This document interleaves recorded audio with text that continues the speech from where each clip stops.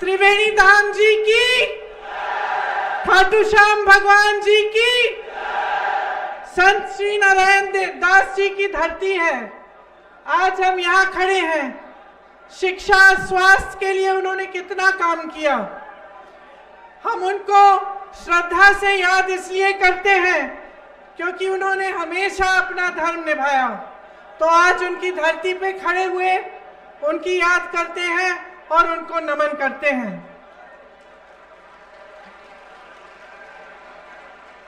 मैं जानती हूं कि यहाँ के आपके कुछ मुद्दे हैं। यहाँ के जो आपके विधायक हैं अच्छे लगते हैं आपको? बदलना चाहते हैं? उनको बहुत मान सम्मान मिला हमारी पार्टी से, बहुत मान सम्मान मिला। आपकी यहाँ पेयजल की समस्या है कि नहीं? जिले की मांग है कि नहीं? उन्होंने ये मांग उठाई ही नहीं और आपकी समस्या को पूरी तरह से नकारा। मनीष यादव जी, उन्होंने खुद कहा, लेकिन मुझे भी यही रिपोर्ट आई थी कि इन्होंने आपके दुख सुख में हमेशा आपका साथ नहीं छोड़ा है, आपके संकट में आपके साथ खड़े रहे। साधारण परिवार के हैं, दिल के सच्चे हैं, दिन रात आपके लिए करते हैं। इन्हें जैसे ही आप मौका देंगे तो ये काम आपको और भी दुगना काम करके दिखाएंगे। इंद्राज गुर्जर जी भी पास वाली विधानसभा के हैं, वो भी नौजवान हैं, वो भी दिन रात एक करके काम करेंगे। देखिए, चुनाव का समय है तो जब त्योहार का समय होता है, अभी दिवाली थी, त्योहार का समय होता है तो हम क्या करते हैं? पूजा पाठ करते हैं, घर की सफाई करते हैं, त्योहार की तैयारी करते हैं कि नहीं? जब खेती में कटाई का मौसम आता है, कटाई का समय होता है तो क्या करते हैं? तैयारी करते हैं कटाई के लिए, खेती में जाते हैं, सुबह शाम मेहनत करते हैं, कटाई करते हैं। चुनाव का समय आता है तो हमें क्या करना चाहिए? कौन बताएगा?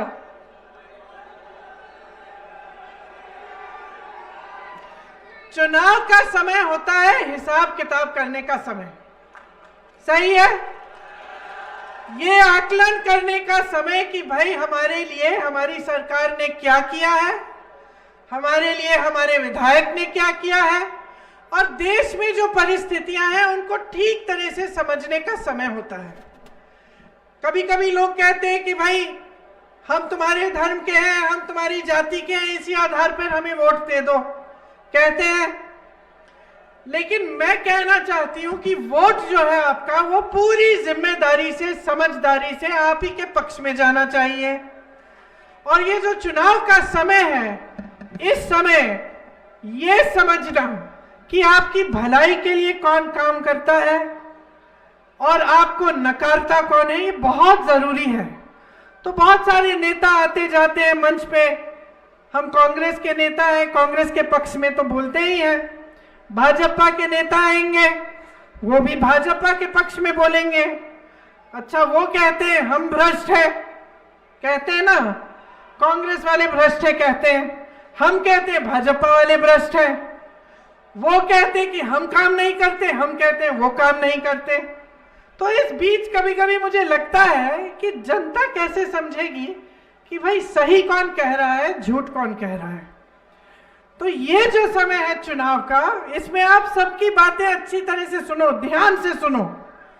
मोदी जी आए, उनकी सुनो, भाजपा के नेता हैं, उनकी सुनो, हमारी सुनो। हमारे बड़े बड़े नेता गहलोत जी, राहुल जी, खड़गे जी आए आपके सामने, उनकी बात सुनो। लेकिन जो आपका वोट है, जो आपकी सोच है, वो बहुत ही मतलब तीखी होनी चाहिए। आपको सोचना चाहिए कि किस तरह से इन सब की बातों में से हम सच्चाई को निचोड़ के निकालें। ये आपकी बड़ी जिम्मेदारी है। तो आज जो चुनाव के जो सच्चे सवाल हैं, जो असली सवाल हैं, वो क्या है? एक तो बेरोजगारी है, बड़ा मुद्दा है। अब हम देश में देखें कि जहां पे भाजपा की सरकारें हैं और जहां देश में केंद्र में भाजपा की सरकार चल रही है, वहां बेरोजगारी का क्या दर है? 45 सालों में सबसे अधिक बेरोजगारी आज हमारे पूरे देश में है। अब आप अपने प्रदेश में राजस्थान में देखिए। राजस्थान में मैं मुख्यमंत्री जी से पूछ रही थी 2-3 दिन पहले कि मुख्यमंत्री जी हमने कितने रोजगार दिलवाए हैं, तो वो बोले देखो 2 लाख रोजगार हमने दिलवाए हैं और 1 लाख रोजगार हमने बजट में हमने घोषणा की थी, उसमें से 40,000 रोजगार प्रक्रिया में है। तो ये जवाब वो मुझे दे पाए और ये हमारी आपस की बात थी, ये नहीं था कि कोई सुन रहा है देख रहा है। मैंने आपस से हम बैठे थे, मैंने पूछा कि कितने रोजगार दिए हैं। मुख्यमंत्री जी ने सच्चाई से बोला देखो 2 लाख दिए हैं। यही बात जब मैं मध्य प्रदेश में थी, भाजपा की सरकार है वहां 18 सालों से, बहनों और भाइयों 18 साल कम नहीं होते। मैंने पूछा कि भाई जब से ये पिछली सरकार बनी है इनकी 3.5 सालों से इनकी भाजपा की सरकार है वहां, कि जब से इनकी सरकार बनी है तो इन्होंने कितने रोजगार दिलवाए। अब कोई मुझे जवाब दे के बताए। यहां हमने 5 सालों में 2 लाख रोजगार बनाए। मध्य प्रदेश में भाजपा की सरकार है, आप सोचेंगे कि चलो 1 लाख तो बनाए होंगे, नहीं। 10,000 नहीं, 1,000 नहीं। 3.5 सालों में बहनों और भाइयों मात्र 21 रोजगार दिए हैं उनकी सरकार ने। सोच सकते हैं आप, मात्र 21 रोजगार।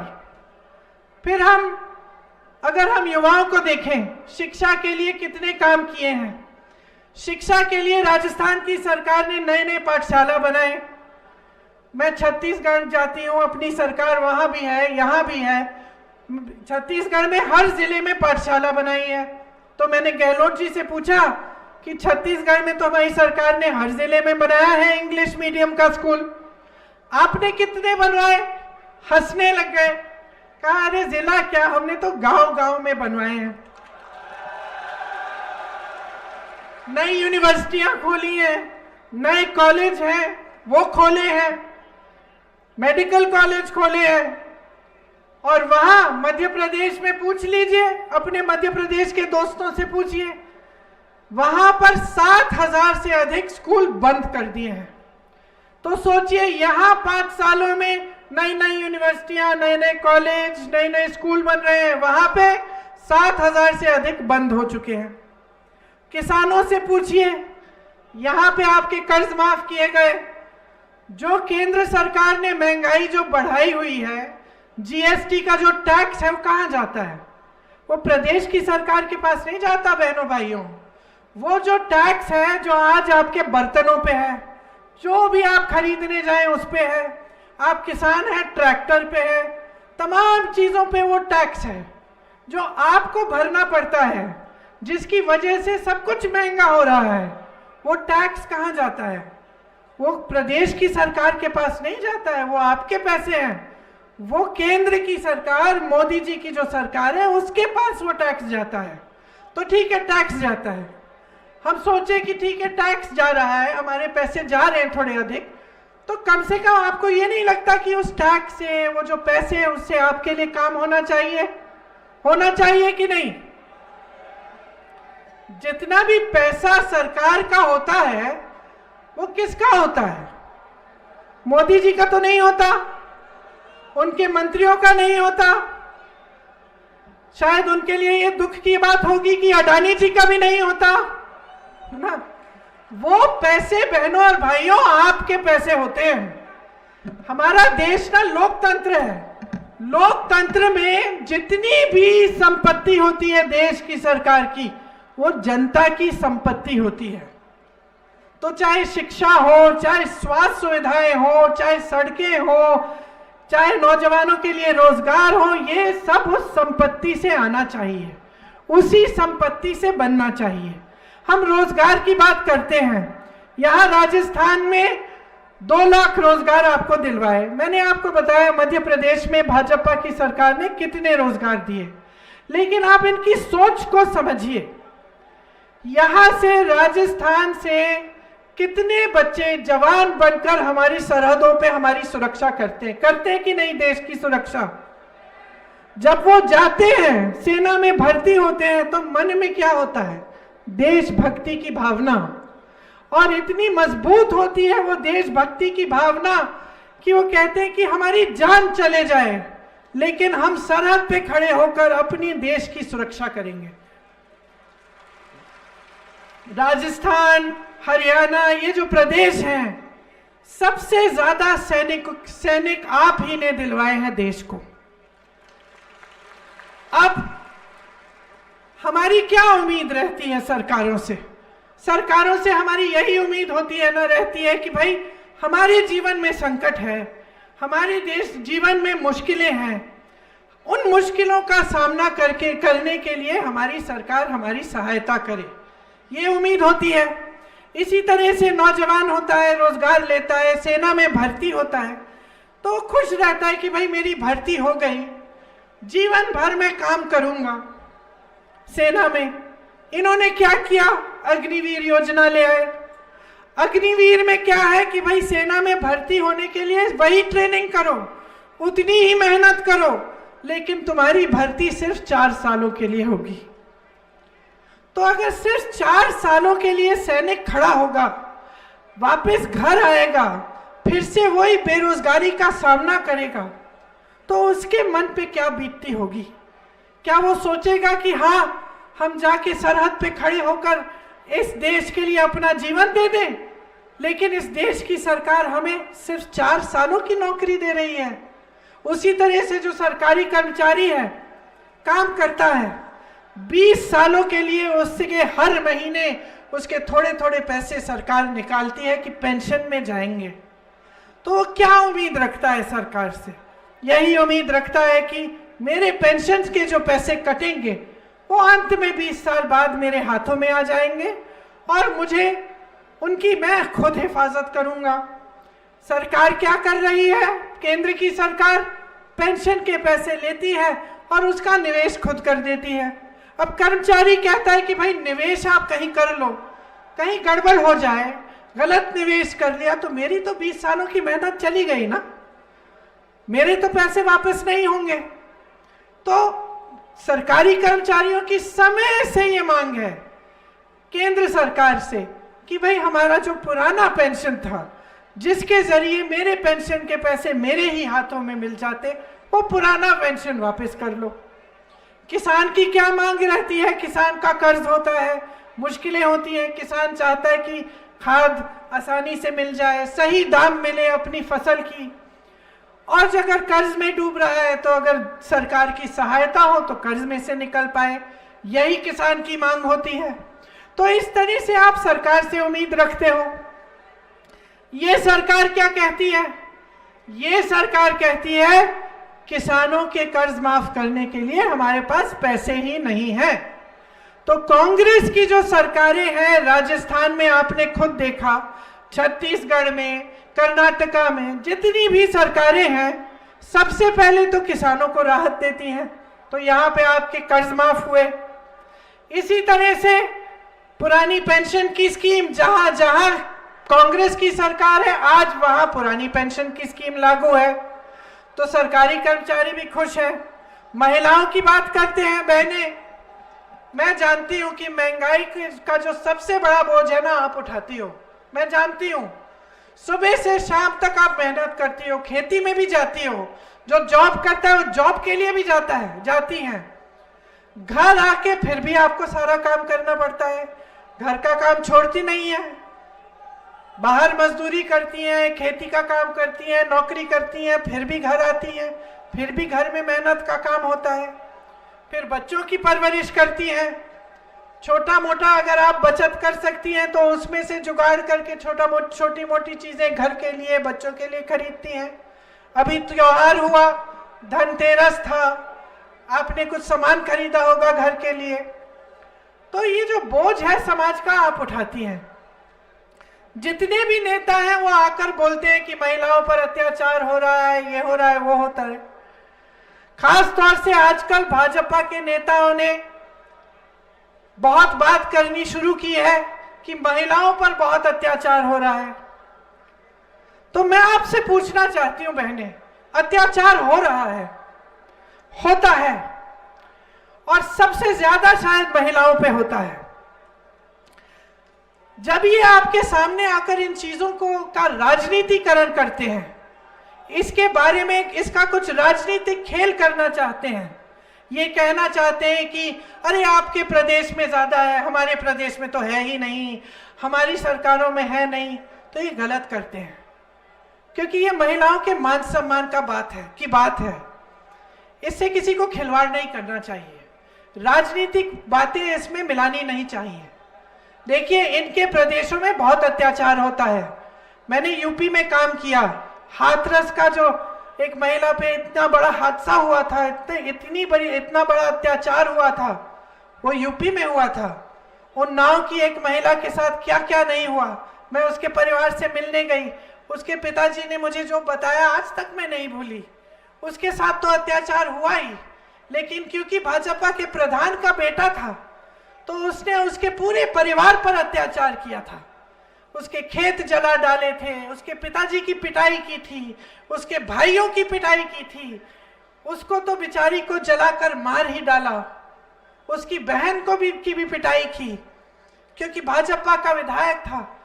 आपको ताज्जुब होगा, जब मैं उस गांव में गई तो मेरा काफिला जब जा रहा था तो रुक गया, क्योंकि हमने देखा कि काफी बड़ी भीड़ थी लोगों की, तो हमने सोचा कि पीड़िता का घर होगा।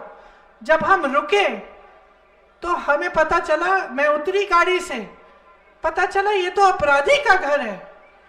पीड़िता के घर में कोई जा ही नहीं रहा था, वो अकेले संघर्ष कर रही थी, उसका परिवार अकेले संघर्ष कर रहा था। सारे लोग जितने भी थे, सरकार, साधन, सब कुछ अपराधी के पक्ष में थे। ये इनके प्रदेशों में हो रहा है। तो मेरा कहना है कि देखो, ये जो समाज की समस्या है, समाज में हमें लड़ना है इस समस्या के खिलाफ। महिलाओं के लिए समाज में पहले लड़ना है और फिर सारी सरकारों को लड़ना है इसके खिलाफ, चाहे वो भाजपा की हो चाहे कांग्रेस की हो। इसका राजनीतिकरण नहीं करना चाहिए। महिलाओं की जो बात मैंने कही कि महंगाई का बोझ आप उठाती हो, समाज का बोझ आप उठाती हो, परिवार का बोझ, बच्चों की परवरिश का बोझ भी आप ही उठाती हो, तो आपके लिए सरकार को काम करना चाहिए। तो जहां जहां इनकी सरकारें हैं, आप देखिए, इनके जो प्रदेश है, मध्य प्रदेश में इनकी सरकार चल रही है 18 सालों से। बहनों, 18 सालों से महिलाओं के लिए कुछ नहीं किया। चुनाव आ रहा है, 2 साल पहले बड़ी स्कीम कर दी कि भाई ये लाडली स्कीम है, इसमें हर महीने आपको पैसा मिलेगा। महिलाएं खुश भी हो गई, लेकिन ये सोचने की बात है कि ऐसी स्कीम, इनके जो सरकार है, ऐसी स्कीम सिर्फ चुनाव के 2-2 महीने पहले क्यों लाती है? जब सालों से इनकी सरकार रहती है, तब न किसानों के लिए स्कीम, न महिलाओं के लिए स्कीम, न मजदूरों के लिए स्कीम। अब देखिए, मैंने शुरू में ये बात की कि कैसे फैसला करोगे। मेरी बातें सुन रहे हो, उनकी बातें सुनते हो, कैसे फैसला करोगे कि सच्चाई क्या है? इसके लिए सबसे बड़ी जरूरत जो है, सबसे महत्वपूर्ण चीज क्या होती है कि पब्लिक जागरूक बने। आपकी जागरूकता, आप समझ लीजिए कि आपके साथ क्या खेल हो रहा है। तो इसमें देखिए, समझने की बात है। ये लोग कहते हैं महंगाई बहुत है, भाई प्रदेश की सरकार आपकी मदद नहीं करती, लेकिन मैंने जैसे आपको शुरुआत में कहा, जो जीएसटी की टैक्स है, जो हर चीज पे लगी है, जिसके वजह से महंगाई बढ़ी है, वो सब केंद्र में जाती है। पेट्रोल का दाम कौन तय करता है? कौन तय करता है? प्रदेश की सरकार नहीं करती, मोदी जी की सरकार तय करती है। डीजल का दाम मोदी जी की सरकार तय करती है। तो आप देखिए, मध्य प्रदेश में पेट्रोल कितने का है? 110 रुपए का है। यहां राजस्थान में कितने का है? कम है मध्य प्रदेश से। ये लोग मंच पे आते हैं तो कहते हैं कि राजस्थान में पूरे देश भर में सबसे अधिक है। सच्चाई नहीं है बहनों और भाइयों, सबसे अधिक मध्य प्रदेश में है। इसी तरह से मध्य प्रदेश में डीजल 95 रुपए में है, यहां पे आपका 93 में है। यहां कम है, वहां ज्यादा है। तो दुनिया में, देश में महंगाई, ये जो सस्ता तेल मिल रहा है, सस्ता पेट्रोल डीजल मिल रहा है, इसका दाम यहां आके कैसे बढ़ा? केंद्र की सरकार बढ़ाती है। इसमें अगर आपको कुछ राहत मिल सकती है तो वो प्रदेश की सरकार दिलवाती है। महंगाई से राहत राजस्थान में प्रदेश की सरकार ने दिलवाई। पहले आप गई होंगी, महंगाई राहत कैंप लगे थे आपके गांव में, लगे थे। महंगाई के राहत के कैंप प्रदेश की सरकार ने लगाए। किस लिए? ताकि आपको जो केंद्र की, मोदी जी की सरकार की जो नीतियां हैं जिससे महंगाई बढ़ रही है, उससे आपको राहत मिले। तो जागरूक बन जाओ। जहां भाजपा की सरकारें हैं वहां पेट्रोल डीजल के दाम भी ज्यादा हैं, यहां थोड़े कम हैं। यहां पे आपको कई चीजें कम के दाम पे मिल रही हैं क्योंकि आपके महंगाई राहत कैंप लगाए। भाजपा के नेता आते हैं, कहते हैं कि डबल इंजन की सरकार बनेगी। प्रदेश में भी भाजपा की बनाइए, केंद्र में भी है, देखना कितनी तरक्की होगी। देख ली भाई इनकी तरक्की। 18 सालों से जहां मध्य प्रदेश में इनकी सरकार है डबल इंजन की, वहां ना एक इंजन चल रहा है ना दूसरा। तेल खत्म ही हो गई है इनकी इंजन की। सोच लीजिए, जागरूकता की मैंने बात की। पहले सिलेंडर कितने का मिलता था? जब कांग्रेस की केंद्र में सरकार थी, यूपीए की, तो सिलेंडर कितने में मिलता था? 400 का। आज देश भर में 1200 का मिल रहा है। पहले पेट्रोल कितने का मिलता था? 60 रुपए का। आज देश भर में इनकी वजह से 110 रुपए का मिल रहा है। इसकी जिम्मेदारी कौन ले रहा है? जब मोदी जी आते हैं, मंच पे बड़े बड़े भाषण देते हैं, इसकी जिम्मेदारी लेते हैं? आपसे देश की जो संपत्ति है उसमें से इन्होंने खींच के बड़े बड़े उद्योगपतियों को सींचा है, इसकी जिम्मेदारी लेते हैं? वो नहीं लेते। देखिए, हमें चिंता किस बात की है? हमें चिंता किसान की है, देश के मजदूर की है। ये जो तमाम नौजवान खड़े हैं यहाँ, आपके भविष्य की चिंता है। कारीगर, लोहार, कुम्हार, सुनार, बढ़ई, नाई, आप सबकी चिंता है। मालियों की चिंता है, धोबियों की चिंता है, मिस्त्री की चिंता है, मैकेनिक्स की चिंता है, मूर्तिकारों की चिंता है, दुकानदारों की चिंता है, छोटे छोटे उद्योगपतियों की चिंता है, जो ईमानदारी से अपना कारोबार अपने हाथों से बनाते हैं। हमें आप सबकी चिंता है। जो झुग्गियों में रहते हैं उनकी चिंता है, जो गांव में रहते हैं उनकी चिंता है। हमारी पार्टी की एक बहुत पुरानी परंपरा है, और वो परंपरा गांधी जी के समय से है कि गांव को मजबूत करो, जनता की शक्ति जनता के हाथों में दो। लोकतंत्र में सबसे बड़ी शक्ति जनशक्ति होती है। ये कांग्रेस के एक एक नेता, एक एक मंत्री के दिल दिमाग में ये बात बसी हुई है कि जो संपत्ति है वो आपकी संपत्ति है, आपके मदद के लिए है। लेकिन आज जो पूरे देश में हम देख रहे हैं, पूरे देश में जो सरकारें चल रही हैं, जो चाहे वो केंद्र की भाजपा की सरकार हो, चाहे प्रदेश की भाजपा की सरकारें हो, वो सब सिर्फ बड़े बड़े उद्योगपतियों के लिए चल रही हैं। आज मिडिल क्लास की कोई सुनवाई नहीं है, आज गरीबों की, किसानों की कोई सुनवाई नहीं है उनकी सरकारों में। हम चाहते हैं कि देश के खेत खलिहान, देश के नदी, देश के नाले, जंगल, देश के जो राजमार्ग हैं, जो हवाई मार्ग हैं, जो जल मार्ग हैं, जो बंदरगाह हैं, जो एयरपोर्ट है, जो रेलवे है, जो ट्रांसपोर्ट है, देश की जो मीडिया है, जो बाजार है, जो व्यापार है, जो खजाना है देश का, जो देश की सारी संपत्ति है, हम चाहते हैं कि आपके हाथों में रहे। और आज 10 साल हो गए हैं मोदी जी की सरकार चल रही है, एक के बाद एक ये सारी संपत्ति बड़े बड़े उद्योगपति के हाथों में दे रहे हैं। आप देश के बंदरगाह पूछिए आज किसके हैं, आज किसके हैं आप बताइए मुझे। अडानी जी के हैं, किसने दिए उन्हें? देश के हवाई अड्डे किसके हैं, किसने दिए उन्हें? किसकी संपत्ति थी? आपकी थी। ये सारी संपत्ति आपकी है, सारी बड़े बड़े उद्योगपतियों क्यों दे रहे हैं? किसान की बात होती है, कर्ज माफ करने के लिए पैसे नहीं है। अगर किसानों के कर्ज माफ करने के लिए पैसे नहीं है तो अंबानी जी, अडानी जी और बड़े बड़े उद्योगपतियों के कर्ज माफ करने के लिए हजारों करोड़ रुपए कहां से आए? किसानों की जेब काट के दिए हैं।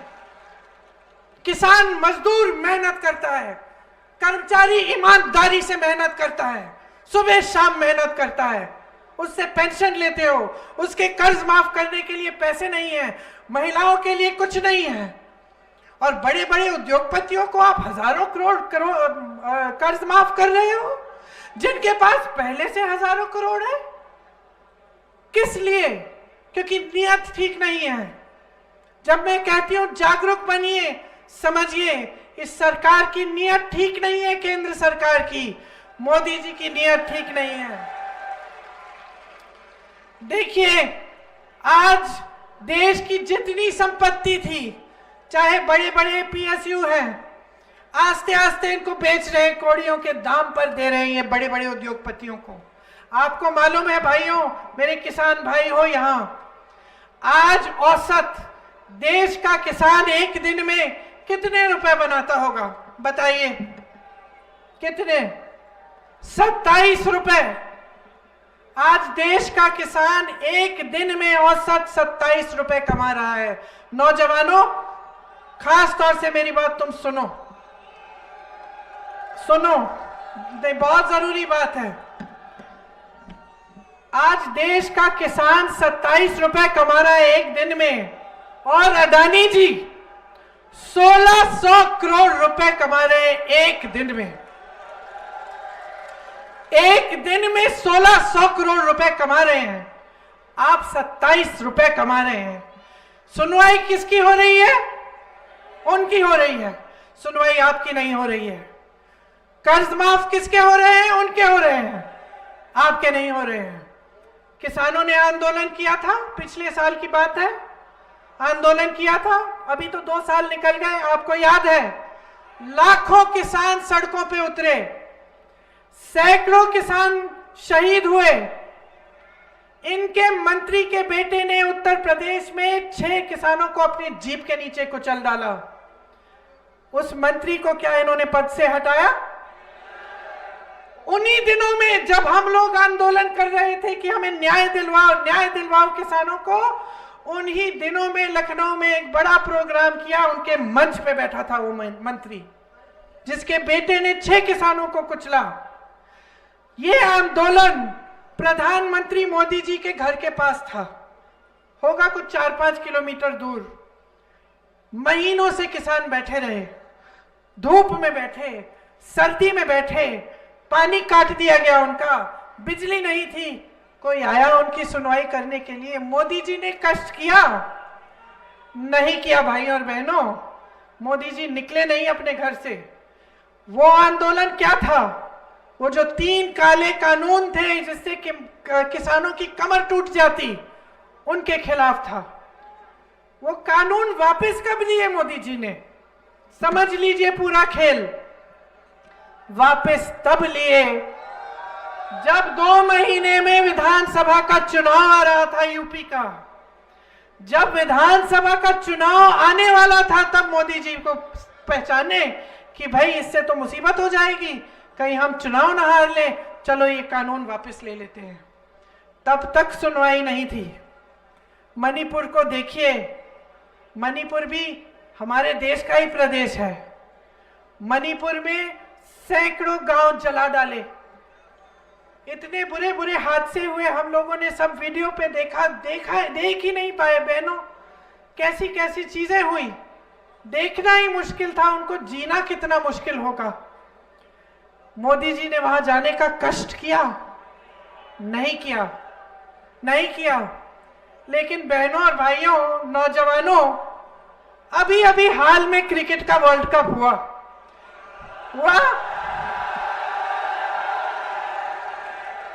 हम फाइनल में आए। हमारी टीम ने अपनी मेहनत से हर एक, जितने भी मैच थे सारे जीते हम, फिर हम फाइनल में आए। फाइनल में कौन पहुंचा? हमारी टीम पहुंची ना अपनी मेहनत से। मोदी जी भी पहुंच गए, मोदी जी भी पहुंचे ना, फट से पहुंचे। हम सबको कितना दुख हुआ कि हमारी टीम हार गई। बहुत उम्मीद थी, सब मैच जीते थे, हम सबको आपको भी हुई होगी कि ये वाला भी हम जीत जाएंगे। निराश हुए, सब दुखी हुए, है ना। लेकिन मोदी जी वहां पहुंचे कि भाई कहीं हम जीत जाएं तो उस जीत का श्रेय थोड़ा उनको भी मिल जाए, है ना। सारी मीडियाबाजी करते, इवेंट करते, अगर हम जीतते तो मोदी जी जब इस तरह की चीजों में पहुंच सकते हैं, जहां हमारा मान सम्मान बढ़ रहा है, जहां देश की टीम अपनी मेहनत कर रही है, अरे वो तो उन्होंने मेहनत की है ना, वो मेहनत कर रहे हैं, आगे बढ़ रहे हैं, वहां पहुंच सकते हैं। लेकिन जब संकट होता है तो वहां नहीं पहुंचते। अब आपको याद होगा बहनों, वो जो पहलवान थी जो गोल्ड मेडल जीत के आई थी, जब मेडल का समय जीत के आई तो मोदी जी ने घर बुलाया, चाय पिलाई। जब उन्हीं महिलाओं ने कहा कि तुम्हारा साथी, तुम्हारा एक मंत्री हमारे साथ अत्याचार कर रहा है, मोदी जी कुछ करो, मोदी जी सुनने के लिए नहीं आए। तब मोदी जी नहीं दिखे। मैं मिली थी उन लड़कियों से, दिल पता है किस चीज से टूटा? उनका दिल इस बात से टूटा। उन्होंने मुझे बताया, कहा दीदी हमने सोचा था ऐसा अत्याचार हो रहा है, हम देश के लिए मेडल लेके आए हैं, मोदी जी ने हमारा हमारा सम्मान किया, हमें घर बुलाया, हमारा दिल तब टूटा दीदी, क्योंकि हमने सोचा था कि अगर हम बैठ जाएंगे तो हमारी सुनवाई हो जाएगी, हमने देश के लिए कितना किया। दिल हमारा तब टूटा दीदी जब हमें समझ में आ गया कि हमारी भी कोई सुनवाई नहीं है। तो इसी तरह से सेना में भर्ती होकर सैनिक अपनी जान देने के लिए तैयार, उसकी कोई सुनवाई नहीं, उसका रोजगार, उसकी नौकरी आपने 4 साल की अग्निवीर की कर ली। किसान आंदोलन करता है, उसकी सुनवाई नहीं। जहां जहां मीडियाबाजी हो सकती है, बड़ा इवेंट हो सकता है, जनता का ध्यान थोड़ा भटक सकता है, धर्म की बातें हो सकती हैं, उसमें आप पहुंच जाइए। ये बन गया है इनका सिलसिला और यही है आज इनकी सच्चाई। देखिए इस देश की आज सबसे बड़ी सच्चाई क्या है? सबसे बड़ी सच्चाई ये है कि देश के जो भी हालात हैं, जितना भी आप तरस रहे हो, आप परेशान हो, आप संकटों का सामना कर रहे हो, संघर्ष कर रहे हो, उसकी कोई सुनवाई नहीं है। और आपकी जितनी भी संपत्ति है वो सब बड़े बड़े उद्योगपतियों को और बड़े बड़े मीडिया के घरों को जा रही है, जिससे आपको अच्छा अच्छा सुनहरा सपना दिखे और जिससे इन लोगों के बारे में सिर्फ आप अच्छी चीजें देखें। आप देखिए, बताइए मनीष जी, आप बताइए, आपने कभी ऐड डाला है अखबारों में? नहीं डाला। अगर आपको विज्ञापन डालना पड़े तो क्या मुफ्त में आप डाल सकते हैं? सुनिए, एक बात समझा रही हूं आपको।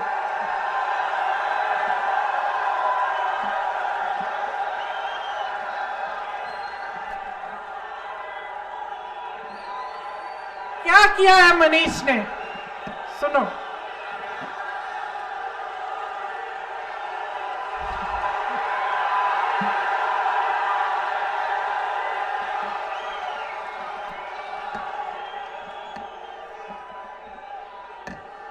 मनीष ने आपका प्यार कैसे जीता?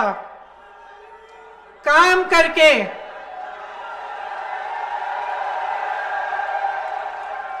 और मैं इनसे क्या पूछ रही थी, विज्ञापन क्यों नहीं डाला है मनीष? क्योंकि विज्ञापन बहुत महंगा होता है, बहुत महंगा होता है। उससे अच्छा इन्होंने अगर कोरोना में आपके लिए काम किया, आपके लिए सड़क पे उतरे दोनों, वो काम किया।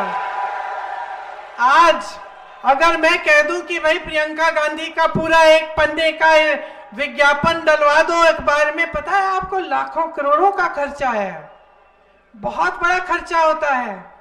तो आप ये जो विज्ञापन देखते हैं हर जगह मोदी जी, हर जगह मोदी जी, हर जगह अखबारों में देखते हैं, टीवी पे देखते हैं मोदी जी मोदी जी मोदी जी मोदी जी, ये मैं आपसे पूछना चाहती हूं कि अगर एक विज्ञापन के लिए लाख करोड़ रुपए लग जाते हैं, तो ये जो सारे विज्ञापन हैं इनके पैसे कहां से आते हैं? कहां से आते हैं? मोदी जी तो कहते हैं वो फकीर है ना? तो अगर वो फकीर हैं तो इनके कार्यकाल में भाजपा सबसे अमीर पार्टी कैसे बनी? और बहनों और भाइयों, देश में नहीं, दुनिया की सबसे अमीर पार्टी है। भाजपा के ऑफिस देखे आपने? आपके जिले में ऑफिस होगा? हाँ, अरे मैंने बहुत प्रयास किया यूपी में कांग्रेस के ऑफिस खुलवाने के लिए। जहां कमरा मिल जाता था किराए पे, उस पे हम बोर्ड लगा के कांग्रेस का ऑफिस खुलवा लेते थे। इन लोगों की बड़ी बड़ी इमारतें बनी है, किसने दिए उसके पैसे? कहां से आए वो पैसे? इन विज्ञापनों के लिए, इन ऑफिसों के लिए मुझे बता दो, एक तुम्हें भाजपा का एक नेता बता दो जो साधारण परिवार का है, जो अमीर नहीं है, बता दो। सब के सब अच्छा खासा कमा रहे हैं। ये पैसे कहां से आ रहे हैं? ये जो सब बन रहा है इनका, ये जो मीडिया है जिसमें धड़ाधड़ इनके विज्ञापन आते हैं, ये आपकी संपत्ति जो छीनी गई है ना, ये सब वही है।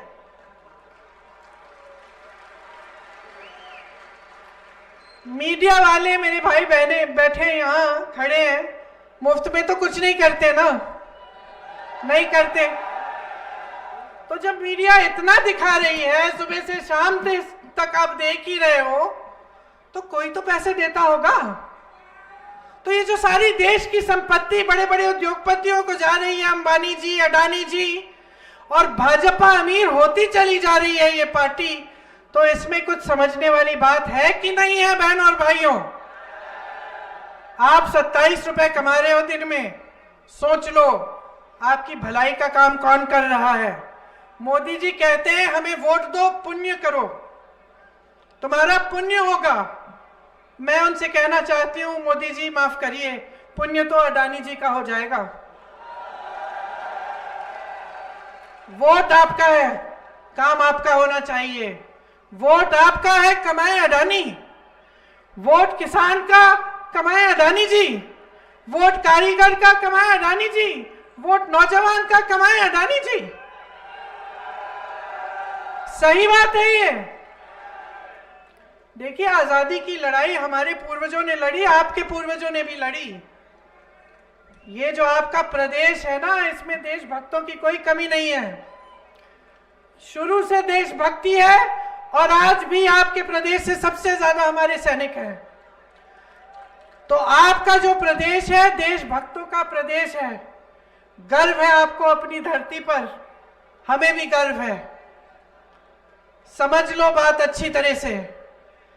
जब आपके पूर्वजों ने आजादी की लड़ाई लड़ी, तो वो लड़ाई अपने लिए नहीं लड़ी, नेता बनाने के लिए नहीं लड़ी, किसी अडानी को कमाने के लिए नहीं लड़ी, वो आपकी आजादी के लिए लड़े थे। वो इसलिए लड़े थे कि इस देश में लोकतंत्र बने, और लोकतंत्र का मतलब यह है कि आपकी संपत्ति आपके हाथों में जाए। जहां जहां कांग्रेस की सरकार है, छत्तीसगढ़ में देखिए, राजस्थान में देखिए, तो यही काम करने का प्रयास रहा है। आप कर्ज में डूबे थे, आपके कर्ज माफ करने का काम हुआ। महिलाओं को दिक्कत थी, महंगाई के राहत के कैंप लगे। स्वास्थ्य सुविधाओं में कमी थी, स्वास्थ्य की सुविधाएं सब जगह CHC PHC खुलवाए, अस्पताल खुलवाए, मेडिकल कॉलेज खुलवाए। नौजवानों को रोजगार चाहिए था, 2 लाख रोजगार दिलवाए। इसका मतलब है आपके पैसे आपके जेब में आए, रोजगार से आपको पैसे मिलते हैं, महंगाई राहत कैंप से आपके पैसे बचते हैं, किसानों के कर्ज माफ होते हैं, आपको पैसे मिलते हैं, नौजवानों को रोजगार से, जैसे मैंने कहा, आपकी कमाई होती है। किसी बड़े उद्योगपति अडानी अंबानी की कमाई नहीं हो रही है। और हम नहीं कहते कि सारे उद्योगपति खराब है, ऐसी बात नहीं है। देखिए टाटा बिरला ऐसे उद्योगपति बड़े बड़े रहे हैं, उन्होंने आजादी की जंग में भी उन्होंने मदद की, उसके बाद भी हम सब जानते हैं कि उन्होंने क्या क्या बनाया। अगर मैं पूछूं भाई टाटा क्या बनाता है, आप जवाब दे सकते हैं कि भाई टाटा की ट्रक बनती है या टाटा का कुछ और बनता है, या कोई आप मैं पूछूं कि भाई बिरला क्या बनाते थे, तो आप कह सकते कि हाँ हमें मालूम है ये बनाते थे। अब मैं आपसे पूछ लूं अडानी जी क्या बनाते हैं, भाई क्या बनाते हैं? किसी को मालूम ही नहीं है, किसी को मालूम ही नहीं है कि ये दुनिया में एक सबसे अमीर उद्योगपतियों में से है।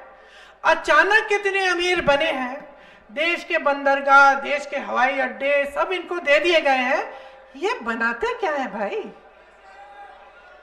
ये ठीक है, वो नहीं मालूम कि भाई ये बनाते क्या है, मालूम नहीं। रोजगार तो देते हैं, रोजगार भी नहीं मिलता आपको, रोजगार भी नहीं मिलता आपको, और इनको सब सौंपे जा रहे हैं। आप इनके लिए वोट देना चाहते हैं क्या? नहीं देना चाहते ना? तो समझ लीजिए कि जब ऐसी ऐसी बातें आपके सामने आकर भाजपा के नेता करें ना, जो आपके ध्यान भटकाने की बातें हैं। अब देखो, धर्म की बात करना बहुत आसान है। इस देश में हम सब धार्मिक हैं, सब हैं, चाहे हम हिंदू हो, मुसलमान हो, सिख हो, बौद्ध हो, ईसाई हो, सब धार्मिक हैं। ये हमारी प्रवृत्ति है। हम छोटे छोटे से हैं, मैं भी छोटी थी, मेरी दादी जी ने सबसे पहले मुझे श्लोक सिखाया, फिर मैं उनके साथ कभी कभी उनकी जो पूजा का कमरा है उसमें बैठ जाती थी। उसमें उन्होंने सब, आपको मालूम है, उन्होंने भारत माता की एक चित्र रखी हुई थी। सबसे पहले भारत माता, फिर जो भगवान की सारी छोटी मूर्तियां थी वो, और सब धर्मों का आदर करती थी। तो हम तो देखिए सब धार्मिक लोग हैं।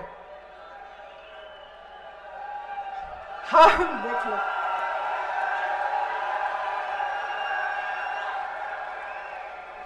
देख लो, हो गया।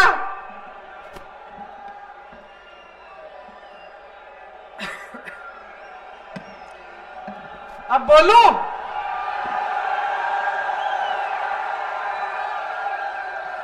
हम धार्मिक लोग हैं और धर्म की बात करना आसान है, हम सब जानते हैं, लेकिन उसका राजनीति में इस्तेमाल करना पाप है, पाप है बहनों और भाइयों। और ये जो सिलसिला चल रहा है ना देश में कि चुनाव के समय धर्म की बात कर ली, ये रुकना चाहिए, क्योंकि इससे आपका ध्यान भटक जाता है। आपका ध्यान अपने विकास पे होना चाहिए, अपने भविष्य, अपनी तरक्की पे होना चाहिए। और अर्जुन की तरह, जैसे अर्जुन ने अपना ध्यान एकदम केंद्रित किया था, उस तरह से अपना ध्यान केंद्रित रखो। जो आपका ध्यान भटकाना चाहते हैं वो अपने फायदे के लिए करते हैं, इससे सिर्फ उन्हीं का फायदा होता है। देखो बहनों, बच्चे गड़बड़ करते हैं घर पे तो हम क्या करते हैं, डांटते हैं, यूं हाथ पे मार देते हैं ना, है ना। अगर नौजवान घर में तुम्हारी तरह बैठा है और बैठा ही रहता है, घर का कुछ काम वाम नहीं करता, खेती में नहीं जाता, रोजगार ढूंढने नहीं जाता, बैठा ही रहता है, कहता है मम्मी खाना दे दो, ये कर दो, वो कर दो, कुछ करता नहीं है, तो तुम डांटती हो ना, डांटती हो, उसको कहती हो अरे ये क्या तुमने आदत बना रखी है, बुरी आदत है, उठो जाओ रोजगार ढूंढो, बाहर जाओ, खेती में जाओ, कहते हो ना। तो जब नेताओं की आदत खराब होती है तो उसको क्यों नहीं डांटते, उसको सबक क्यों नहीं सिखाते? बच्चे को सिखा रहे हो, नेता की आदत तुमने डाल दी है कि चुनाव आया धर्म की बात करता है, जाति की बात करता है, चले जाता है। अगले चुनाव में दिखेगा, क्योंकि उसको मालूम है कि काम तो आप पूछ नहीं रहे हो, आप काम की बात पूछ नहीं रहे हैं, वो काम कर ही नहीं रहा है। सुनिए, मेरे पिताजी प्रधानमंत्री थे, पिताजी के पीछे पीछे जाती थी, गांव जाते थे वो, अमेठी में उनका चुनावी क्षेत्र था, मैं भी चली जाती थी। अब वो समय था, ज्यादा दूर नहीं था, मैं अभी 30-40 साल पुरानी बात बता रही हूं आपको, कि देश का प्रधानमंत्री आपके गांव में आपके घर आ रहा है और आप डांट के उसको कह रही हो कि आप क्यों आओ भाई, मेरी सड़क ठीक नहीं की। वो जमाना था बहनों और भाइयों, वो है लोकतंत्र। कि पिताजी जाते थे और गांव की महिलाएं कहती थी, देखो राजीव भैया, प्यार हम बहुत करते हैं तुमसे, लेकिन इस बार वोट नहीं देंगे जब तक हमारे नलके में से पानी नहीं आएगा। ऐसा कहती थी, डांटती थी। और मेरे पिताजी ऐसे नहीं कहते थे कि भी देख लिया मैं प्रधानमंत्री हूं, कैसे डांट दिया मुझे। वो तो अपना सर झुकाते थे, कहते थे बहन जी मैंने कोशिश की है, इसका ऑर्डर दे दिया है, 6 महीनों में हो जाएगा, खुद कहते थे। वो जमाना था, उस जमाने को आपने बदल डाला। अब नेता आता है मंच पे, धर्म की बात करता है, 2-4 श्लोक सुना देता है और आप वोट दे देते हो आके मूंद के। ये क्या बात हुई? बहुत बड़ी शिकायत है आपसे, बहुत बड़ी शिकायत है। बदल दो ये आदत, बहुत बुरी आदत डलवा दी आपने। नेता को पता होना चाहिए कि काम करके दिखाएगा, नहीं तो अगले चुनाव में निकाल दोगे। ये दोनों खड़े हैं, इनकी भी बात कर रही हूं मैं। ये जब चुनाव जीतेंगे, और मुझे मालूम है आप जिताने वाले हैं, पता चल रहा है, आप अगर इनकी भी आदत खराब कर दोगे ना तो बिगड़ जाएंगे। आदत खराब मत करना। जब जब आए तुम्हारे पास काम मांगो, जब जब आए पूछो भाई हमारी संपत्ति हमारे लिए तुम खर्च रहे हो कि नहीं। जब जब आए, इतनी छूट मत दिया करो, इतनी छूट मत दिया करो। ये जो भाजपा के नेता है ना, बहुत बड़ी छूट दे दी आपने इन्हें। आज तो मैंने सुना कि आज मोदी जी ने एक बहुत बड़ी भविष्यवाणी की है। हाँ, कुछ भविष्यवाणी उन्होंने कहा कि मैं यहाँ पे अहंकार से नहीं, शायद मंच पे खड़े थे, उन्होंने कहा कि मैं आज बहुत बड़ी भविष्यवाणी करने वाला हूं कांग्रेस की जो सरकार है, गहलोत जी की सरकार के बारे में। तो आज मैं यहाँ पे खड़े होकर आपकी इस पावन धरती पे मैं भी एक भविष्यवाणी करती हूं, सुन लो। और मेरी भविष्यवाणी यह है कि अगर इसी तरह से मोदी जी और उनकी सरकारें देश की सारी संपत्ति बड़े बड़े उद्योगपतियों को सौंपती रहेगी, तो एक ऐसा दिन आएगा जब इस देश की जनता का गुस्सा संभल नहीं पाएगा, जब इस देश की नाराजगी का सामना मोदी जी को करना पड़ेगा। और अगर उस समय मोदी जी ने अपना सर झुकाया नहीं, और अगर उस समय जनता की बात मानी नहीं, तो मोदी जी का नुकसान होगा। क्योंकि मोदी जी आज जिस तरह से सरकार चला रहे हैं, अगर मोदी जी खुद ही समझ जाएं और आप उनको समझा दें कि ये नहीं चलेगा, कि जो देश की संपत्ति है ये किसी 1-2 जनों के हाथों में मत सौंपो मोदी जी, ये आपका कर्तव्य नहीं है इस देश के प्रति। इस बात को उन्हें समझाना पड़ेगा। और मैं जानती हूं कि आप इस बात को आस्ते आस्ते समझ रहे हैं, आप खुद समझ रहे हैं, देख रहे हैं कि देश में किस तरह से बड़े बड़े उद्योगपतियों का फायदा हो रहा है और गरीबों किसानों का नुकसान हो रहा है। तो मेरी भविष्यवाणी यही है कि देश की जनता सब समझ जाएगी। देश की जनता में आज नहीं तो कल विवेक आएगा ही आएगा।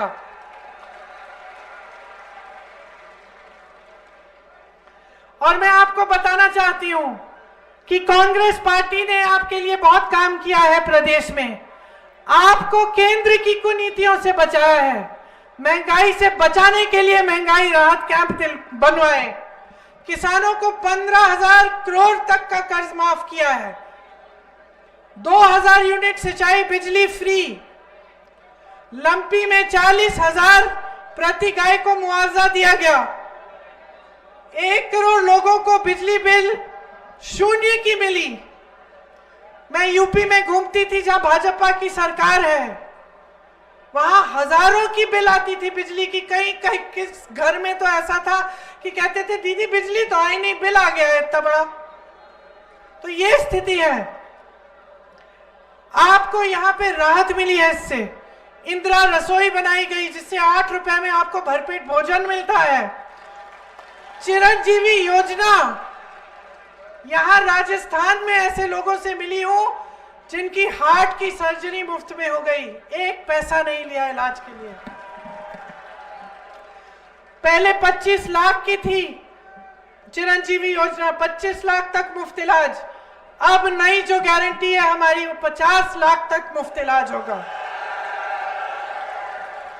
हर जिले में अस्पताल बनाया गया है, नर्सिंग होम, हर जगह नर्सिंग होम बने हैं। 3 लाख सरकारी नौकरियां, मैंने कहा कि 2 लाख दी गई हैं, उसमें से 1 लाख अभी प्रोसेस में है, 40,000 प्रोसेस में है, 1 लाख तक घोषणा हो गई है। यहाँ पेपर लीक की समस्या थी, उसके लिए कानून बनाया गया, उम्र कैद की सजा कर दी है। ऐसा कानून किसी भी राज्य में नहीं है। अब अगर हमारी सरकार फिर से आएगी तो ये काम निरंतर होता चले जाएगा। अगर भाजपा की सरकार आ गई तो ना आपके कर्ज माफ होंगे, ना आपकी बिजली की बिल फ्री होगी, ना इस तरह से आपके लिए जो महंगाई के राहत कैंप है ये भी नहीं लगेंगे, महंगाई बढ़ती चली जाएगी और ये सारे काम जितने भी हैं ये रोके जाएंगे। ये सिर्फ मैं कह नहीं रही हूं, आप खुद अपने विवेक से देखिए इनके प्रदेशों में क्या हो रहा है। इनके प्रदेशों में ये स्कीम नहीं चल रही है। इसीलिए समझ लीजिए हमारी जो गारंटी है वो इस आधार पे आपको दी जा रही है कि जैसे कर्नाटका जैसा प्रदेश है, हमारी सरकार आई, हमने 5 गारंटी उसमें हमने चुनाव के दौरान बोली थी कि ये हमारी 5 गारंटी है। सरकार आई, मंत्रिमंडल की पहली बैठक हुई, मंत्रिमंडल की पहली बैठक में सबसे पहले क्या पास हुआ, वो 5 गारंटी पास हुई। यहां हमने आपको काम करके दिखाया, उस काम के आधार पर हम कह रहे हैं कि ये चिरंजीवी योजना अब 50 लाख तक होगी। 4 लाख सरकारी नौकरी हम दिलवाएंगे, कुल 10 लाख नए रोजगार बनवाएंगे अलग अलग स्तर पे। सरकारी कर्मचारी जो है, जो यहाँ पे ओपीएस लागू हुआ है, हम कानून बनाएंगे, कानूनी गारंटी देंगे ओपीएस की, मतलब पुरानी पेंशन की स्कीम की। 500 रुपए वाला सिलेंडर 400 रुपए में आपको दिलवाएंगे। परिवार की महिला मुखिया को सालाना 10,000 रुपए दिए जाएंगे। किसान के लिए जो एमएसपी है उसका कानून बनाया जाएगा, उसके तहत आपको मिलेगा। आपको शायद मालूम होगा कि हमारे जो कांग्रेस के प्रदेश हैं उसमें आज के दिन भी सबसे ज्यादा एमएसपी मिलता है। 2 लाख तक ब्याज मुक्त कर्ज मिलेगा किसानों को, 2 लाख तक ब्याज मुक्त कर्ज। 2 रुपए प्रति किलो गोबर खरीदा जाएगा। अब एक बार मैंने ये बात यूपी में बोली तो लोग हंसने लग गए, लेकिन मैं बताती हूँ क्यों बोली। क्योंकि आवारा पशु की जो समस्या है ना, कि आवारा पशु खेती खाता है, बहुत बड़ी समस्या है पूरे मतलब इस भारत के इन सारे इलाकों में, राजस्थान, यूपी, मध्य प्रदेश, छत्तीसगढ़ में। छत्तीसगढ़ में हमारी सरकार ने बहुत अच्छी तरह से इसे सुलझाया।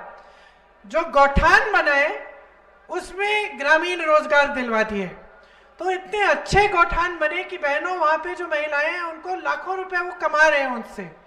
लेकिन सबसे बड़ी चीज उन्होंने करी कि जो आवारा पशु है उसका जो गोबर है, जो अगर आप घर में रख लेते हैं तो उससे आपसे गोबर खरीद रहे हैं। तो जब गोबर खरीदना शुरू किया जनता से, तो जनता आवारा पशु को घर में रखना शुरू की, क्योंकि उनको लगा कि भाई इसको हम घर में रख लेते हैं, पाल लेते हैं, गोबर बेच देंगे और हमारे आवारा पशु की समस्या भी खत्म हो गई। तो आपकी कमाई भी हो गई, समस्या भी खत्म हो गई। तो राजस्थान में भी हम ये करना चाहते हैं, हम गोबर खरीदेंगे, 2 रुपए किलो में गोबर खरीदेंगे। सरकारी कॉलेज में छात्रों के लिए, फर्स्ट ईयर के छात्रों के लिए लैपटॉप और टैबलेट दिलवाई जाएगी। प्राइवेट स्कूलों में 12वीं तक शिक्षा फ्री होगी। प्राइवेट में भी ठीक है। अंग्रेजी मीडियम शिक्षा की गारंटी दी जाएगी और मनरेगा में 150 दिन का रोजगार आपको मिलेगा। ये हमारी नई गारंटी है। तो देखिए, एक आखिरी मुद्दा है और वो ये है कि राजस्थान में भाजपा एकदम बिखरी हुई है। जितने बड़े बड़े नेता थे भाजपा, उनको दरकिनार कर दिया, उनको परे कर दिया। आज भी मोदी जी आपके यहाँ जब आते हैं तो अपने नाम से वोट मांग रहे हैं। उनको ये भी नहीं मालूम कि मुख्यमंत्री कौन बनेगा। तो उनकी पार्टी बिखरी हुई है। बहुत ऐसे लोग हैं जो पार्टी छोड़ के अलग से चुनाव लड़ रहे हैं, निर्दलीय चुनाव लड़ रहे हैं। तो पार्टी बिखरी हुई है। योजनाएं गरीबों, किसानों, मजदूरों, बहनों, नौजवानों के लिए नहीं है। बड़े बड़े नेता परे कर रखे हैं।